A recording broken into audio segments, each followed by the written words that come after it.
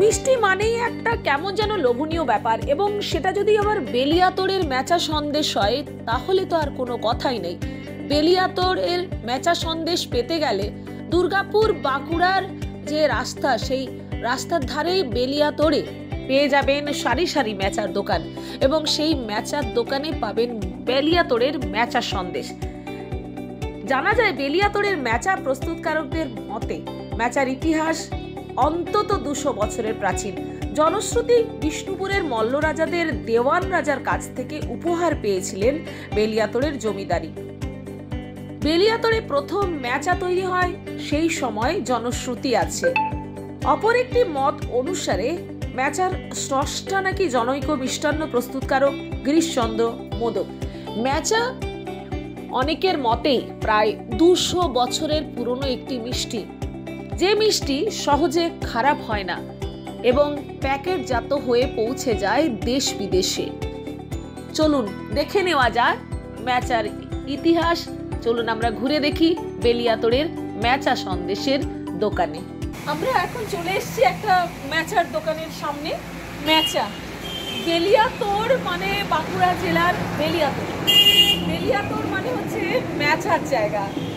মিষ্টি, যারা মিষ্টি খেতে ভালোবাসেন তাদের জন্য, যারা হালকা মিষ্টি খেতে পছন্দ করেন তাদের জন্য এই যে মেচা একটা লোভনীয় জিনিস। এই মেচা, এই যে শীতকাল এবং শীতের সময় প্রচুর টুরিস্ট বাঁকুড়াতে আসে এবং তারা মেচা কেনে এবং সেই জায়গায় দাঁড়িয়ে মেচার স্বাদও উপভোগ করে, অথবা এখান থেকে মেচা বাইরেও চলে যায়।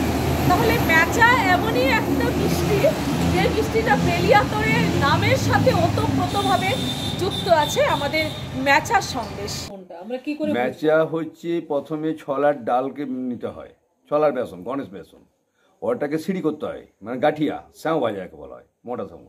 ওটাকে ঢেকিতে আগে পেশাই হতো, এখন ঢেকি তো নেই, মেশিনে পেশাই হয়। ওর সাথে ছানা দিয়ে, ক্ষীর দিয়ে, চিনি দিয়ে, অল্প চিনি দিয়ে ওটা তৈরি করতে হয়। তারপর ওটা এলাচ দিয়ে দেবে রাখতে হয়। ওটাকে একদিন দেবে রাখলে ভালো হয় আর কি, যে নমলা হবে। তার সাথে যখন বাঁধা হবে গাওয়া ঘি দিয়ে ওটাকে তার সাথে পাকানো হয়। মেচা প্রসেস এইভাবে। ক্ষীর দিয়ে কোনো মেচা হয় না, শুধু ক্ষীরে মেচা হয় না। শুধু ক্ষীরে সন্দেশ হবে তো আপনার না, ভেতরে ওই ক্ষীর একটা, ওটা ফালতু কথা। শুধু ক্ষীরে মেচা হয় না, শুধু ক্ষীরে সন্দেশ হবে আপনার। ওর সাথে পাইল করতে ছানা ক্ষীর দুটো মিক্সড করতে হয়, তাহলে মুলামটা নরমটা আপনার থাকে। আর শুধু ক্ষীর দিলে আপনার চ্যাটচেটেও হবে, মাড়িতে চিটি যাবে, ওটা লংজিভিটি আরো কমে যাবে। না, এই যে দেখেছি ওই বাঁশের মাথায় বা এমনি জায়গাতেও বিক্রি করে একটা সাধারণ মেচা, ওটা কালার দেবেন হলুদ কালার। ওটা হ্যাঁ, ওটা কালারটা দেবেন হলুদ কালার। আমাদের অরিজিনাল মেচার কালার হচ্ছে লাল কালার। বেসন ভাজলি তো আপনার লাল হবে সিঁড়ি করলি। আর ওটা রেডিমেড চাল কুড়ো করে চোনা কুড়ো গাঠিয়া কিনে পরে ওভাবে করে ওরা। মানে ওটা আপনারা যেটা স্পেশাল মেচা যেটাকে বিক্রি করেন। হ্যাঁ, আমরা একটাই করি, ওই স্পেশালটাই আমাদের। আপনাদের ওই এখন মেচা রেট কত যাচ্ছে? এখন 220, 250, 300 আছে। মানে খোয়াটা কম বেশি দিয়ে কাজ করা হয় তো, সেনা খোয়াটা দিয়ে কেজি কিলো হিসাবে। আর পিস হচ্ছে আপনার 10 টাকা পিস, 5 টাকা পিস, 20 টাকা পিস, এইভাবে হয়। ক্যামেরায় পাপিয়া বারু এর সাথে প্রীতিলতা বন্দ্যোপাধ্যায়, রিপোর্ট নূতনপুর।